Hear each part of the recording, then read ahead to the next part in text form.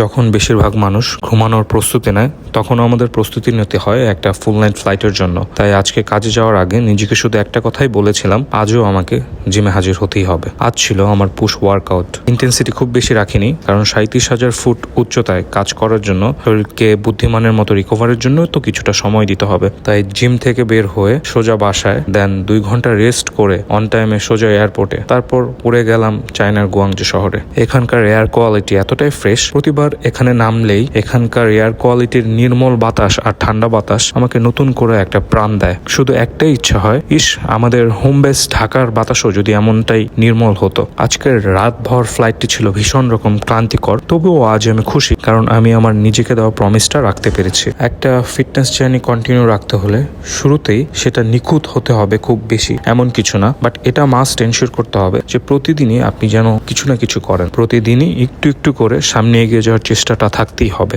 Fat two fit day 4 ডান, আলহামদুলিল্লাহ। আরেক ধাপ সেই মানুষটার আরো কাছে, যে মানুষটা আমি হতে চাই। Thanks for watching. আল্লাহ হাফেজ।